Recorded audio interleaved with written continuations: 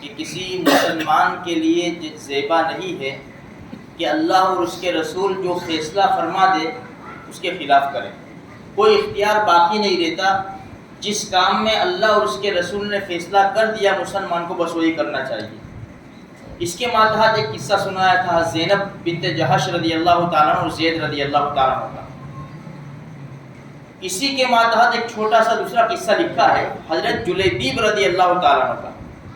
قصہ سنانے کا مقصد یہ ہے کہ ان حضرات کے دلوں کے اندر اللہ کے رسول کی کیسی زبردست محبت تھی کہ ہمارے نبی جو بولتے تھے نا ایک لفظ ایک قدم آگے پیچھے نہیں کرتے تھے. جو قربانی دینی پڑے وہ قربانی دے دیتے تھے اور راضی ہو جاتے تھے اللہ اور اس کے رسول کی بات کے اوپر. حضرت جلیبیب رضی اللہ تعالیٰ عنہ غریب صحابی تھے, رنگ کے بھی سانولے تھے, پھٹے پرانے کپڑے پہنتے تھے, کھانے کا بھی کوئی ٹھکانہ نہیں تھا. اللہ کے رسول کے پاس آتے جاتے تھے. ہمارے نبی ان سے بڑی محبت کرتے تھے. ایک مرتبہ تشریف لائے, اللہ کے رسول صلی اللہ علیہ وسلم پوچھ لیا جلیبیب شادی نہیں کرتے؟ جلیبیب رضی اللہ عنہ فرمایا اللہ کے رسول مجھے کون لڑکی دے گا؟ میرے خود کے ٹھکانے نہیں ہیں, کھانا پینا رہنا کچھ بھی نہیں ہے میرے پاس, رنگ کا بھی ایسا ہوں, مجھے کون لڑکی دے گا؟ اللہ کے رسول نے دوسری مرتبہ جلیبیب شادی نہیں کرتے؟ انہوں نے پھر یہی جواب دیا. تیسری مرتبہ اللہ کے رسول نے پوچھا, پھر یہ جواب دیا انہوں نے. ہمارے نبی نے فرمایا فلاں انصاری کے گھر جاؤ اور ان کو میرا سلام پہنچانا, اور سلام پہنچانے کے بعد کہنا کہ تمہاری لڑکی سے میرا نکاح کر دو. نبی صلی اللہ علیہ وسلم فرمایا. تو خوشی خوشی گئے, وہ انصاری کے مکان پہ جا کر دستک دی. باہر نکلے, بھائی کیا ہوا؟ کہا کہ اللہ کے رسول نے سلام پیش کیا. بڑے خوش ہو گئے, وہ خوشی کی لہر دوڑ گئی ان کے گھر کے اندر, اس لیے کہ ان کے مکان چھوٹے چھوٹے تھے, سب ایک ہی جگہ رہتے تھے. تو بڑے خوش ہو گئے. تو کہا کہ بھائی دوسرا بھی پیغام. جلیبیب رضی اللہ فرمایا دوسرا بھی پیغام. کہ کیا ہے؟ کہ اللہ کے رسول نے ایسا فرمایا سلام پیش کرنا پہلے, پھر یوں کہنا کہ تمہاری لڑکی سے میرا نکاح کر دو. اتنا سننا تھا کہ خاموش ہو گئے. تو صحابی رضی اللہ تعالیٰ عنہ انصاری وہ خاموش ہو گئے. کہا کہ ٹھیک ہے میں مشورہ کر لوں گھر میں. تو بیوی نے کہا کہ نہیں یہ کیسے ہو سکتا ہے؟ کہاں ہماری لڑکی, کہاں یہ پتہ نہیں کون ہے, کیسا ہے, کلر کا بھی کیسا ہے اور اس کے حالات کیسے ہیں, ہم اپنی لڑکی دینے کے لیے تیار نہیں. تو بھائی کیا کریں گے؟ نہیں نہ کہہ دو آپ.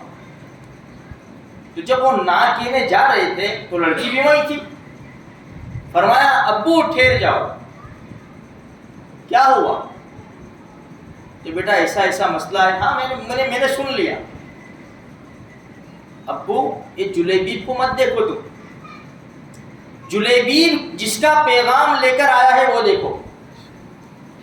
تم جو نہ کہنے جا رہے ہو نا, یہ تم جلیبیب کو نہ کہنے نہیں جا رہے, یہ تم اللہ کے رسول کے پیغام کو رد کرنے جا رہے. اور جب اللہ کے رسول کا پیغام تم رد کرو گے تو اللہ کے رسول بھی ناراض ہوں گے, اللہ بھی ناراض ہوگا. ابو مجھے منظور ہے, میں جانتی ہوں کہ کالا ہے, میں یہ بھی جانتی ہوں کہ جیب خالی ہے, میں یہ بھی جانتی ہوں کہ اس کے پاس کوئی ٹھکانہ نہیں ہے, لیکن نبی نے جب پیغام دیا ہے تو میں راضی ہوں. کیسی دینداری تھی. اللہ ہمارے بچوں کو بھی چھینٹے نصیب فرما دے. آمین. خیر ہاں ہو گیا اور نکاح ہوا, نبی کے ہاتھ اٹھ گئے. اے اللہ اس گھرانے میں برکت نصیب فرما دے. بس خلاص. مدینہ منورہ میں باتیں کرتے تھے لوگ کہ سب سے زیادہ جو فیملی میں خرچہ ہوتا ہو نا وہ جلیبیب کے وہاں ہوتا ہے. اللہ کے رسول کی بات ماننے کا یہ صلہ ملتا ہے میرے بھائیو. سب سے زیادہ خرچالو فیملی وہ جلیبیب کی ہے. کہاں تو کچھ بھی نہیں تھا. اچھا ہوا کیا آگے؟ عرصہ گزرا کچھ, جہاد ہوا. جلیبیب شہید ہو گئے. اللہ کے رسول نے فرمایا جو نہیں ہے تلاش کرو کہاں ہے. تلاش کیا گیا, صحابہ کرام کی لاشیں مبارکیں لائی گئی سب. اللہ کے رسول نے فرمایا ابھی اور تلاش کرو, میری آنکھیں جلیبیب کو نہیں دیکھتی. صحابہ کرام گئے, जुलैबीब रजी अल्लाह ताला को देखा कि 7 काफिरों के बीच में पड़े हुए हैं, यानी 7 को जहन्नम रसीद किया फिर ये जन्नत में पहुंचे।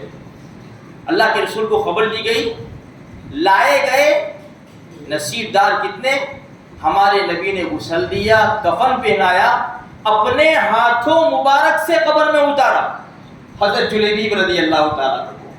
तो मेरे भाइयों, कहने का मकसद ये, देखो एक बात मानी अल्लाह के रसूल सल्लल्लाहु अलैहि वसल्लम, कितने बड़े मरातिब मिल गए उनको।